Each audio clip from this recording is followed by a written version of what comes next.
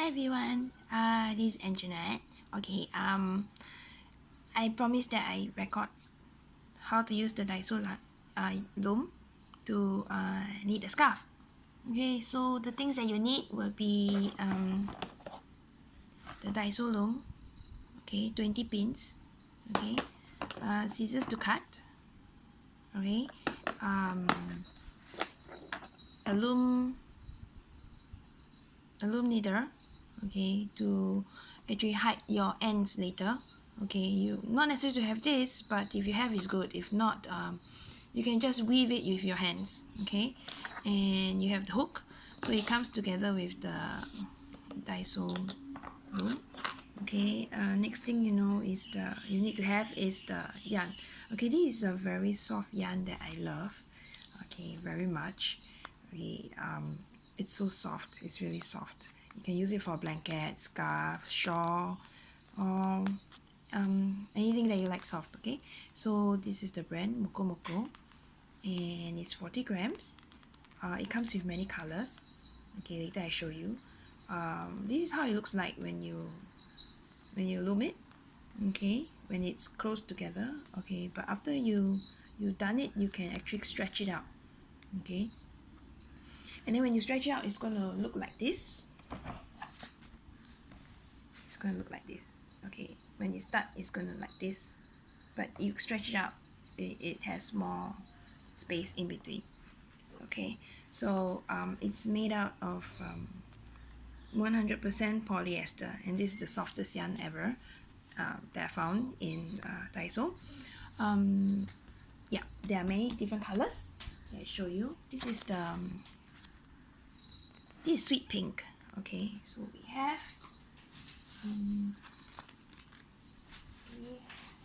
this one. Sorry, we have this is called Dreamy Soda. Okay, Dreamy Soda. Then we have a dark blue one, right? It's called Deep Blue. Yes, like Deep Blue Sea. Okay, looks like that. We have more of a greenish one and yellowish. This is called Lemon Lime. Yeah, it really looks like lemon lime. Okay. We have the bright pink one. It's called the cherry pink. Yeah, like cherry blossoms. The pink. Okay.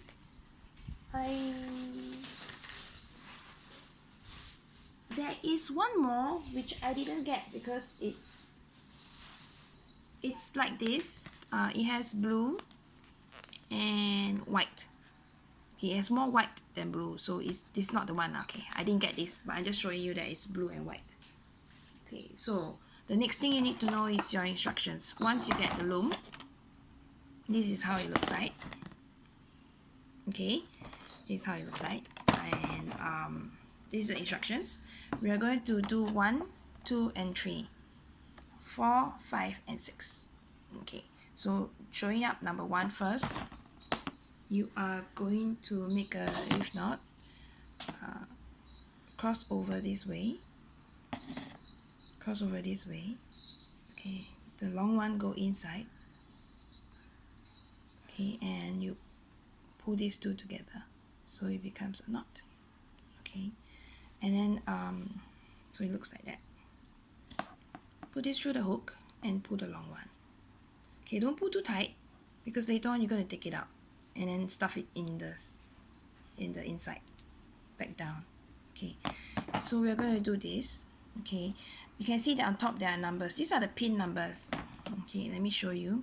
Okay, this 1, 3, 5, and this is the odd one, 2, 4, 6. So you reach all the way to 17, 19, then there's 18, 20. Okay, 20 is the last pin.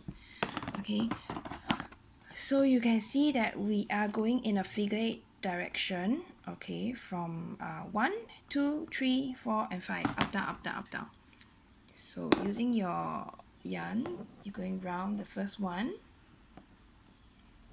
second, in a figure 8 motion. Don't pull too tight, okay, because you don't want your loom to end up squished.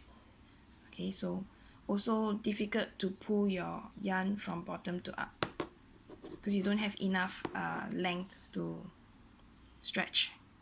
Okay, so doing this all the way to the last one. Okay, let me put it down so it's easier. So this way.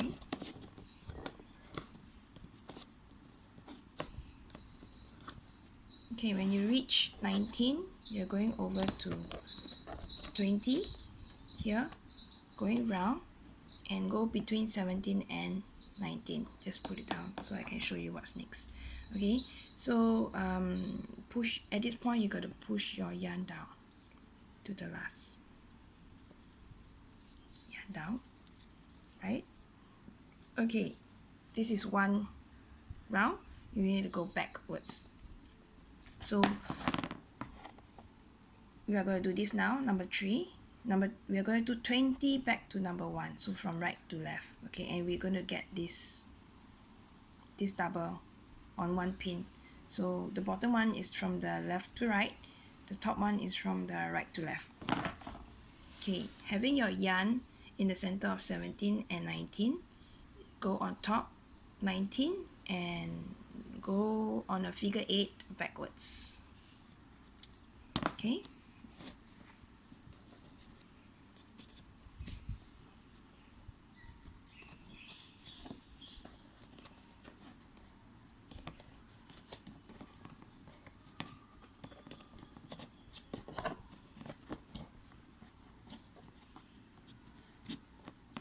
Okay, almost there. Okay, and then when you get the last one, go over number 1, and the yarn will go down between 2 and 4. Okay, you hold that with your thumb, taking your hook, pull over. You doing one. What I do is I do consecutive. I mean 1, 2, 3, 4, 5, 6, pulling it over.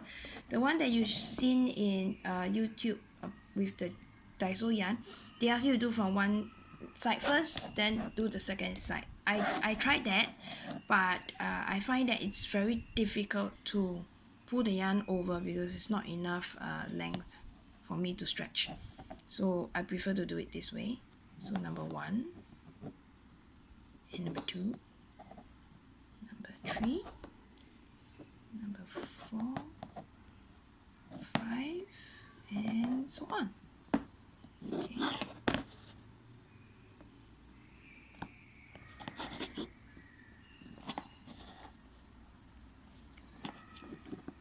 So as you can see, it's so easy to just pull it over.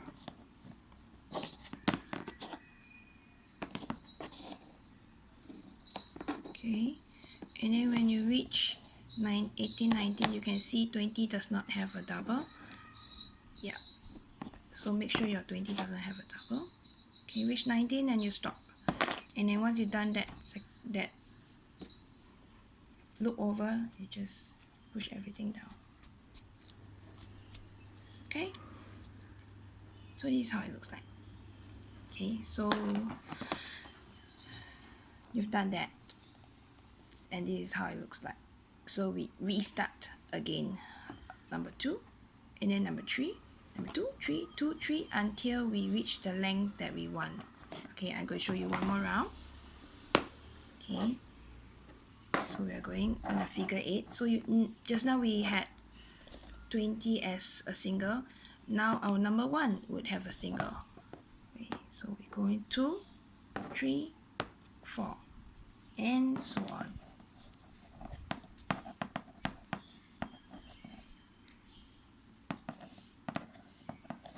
Okay, I like the Daiso loom because the pins have a hook underneath which doesn't let the yarn comes off. Okay, so when we reach number 19, we go over 20. Now 20 has a double now, and then you go over between 17 and 19, hold it there, and hook over from 20 all the way back to 2. So we hook it.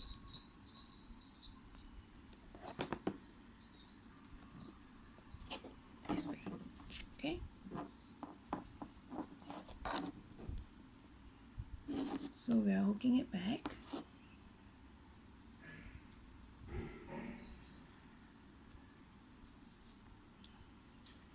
this way. So this is actually like the 4th round already.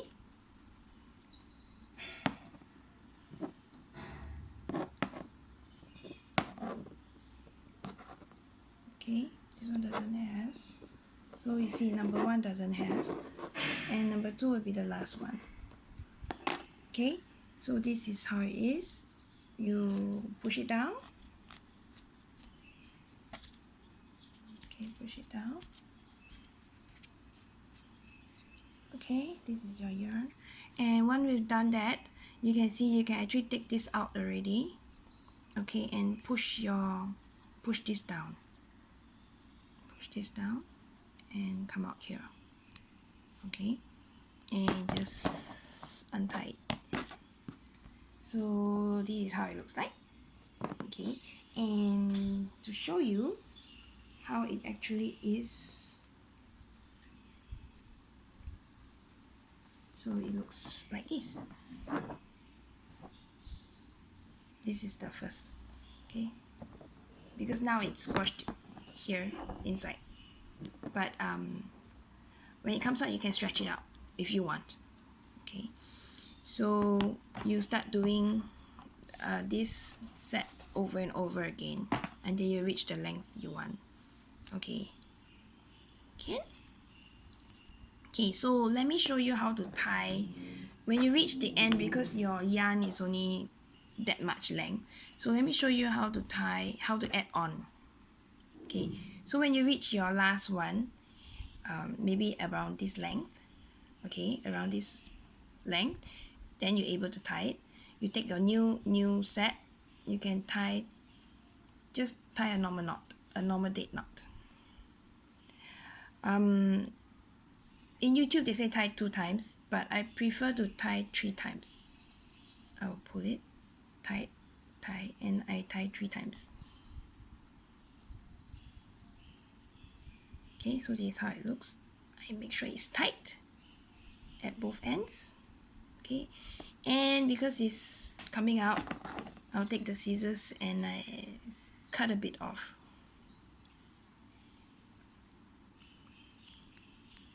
Okay, it's too long, so I cut a bit off, maybe 1 cm off.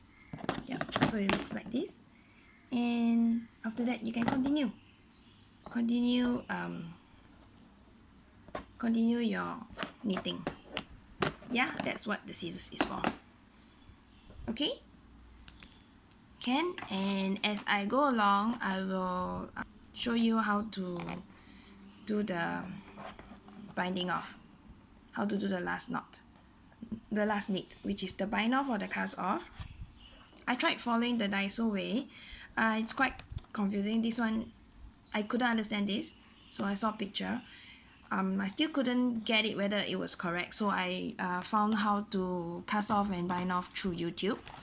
And there are many ways of casting off. So you see which one suits you the most or suits your product the most, better and neatly and nice. So I like this one, which I did. Okay, it looks similar to this. Okay, so I will video this at a later date and show it all to you. Yeah, okay, so hope you all understand how to use the instructions now. I'm not an expert, I'm still a beginner, but I so love loom knitting now. Okay, so hope you all enjoy. Bye!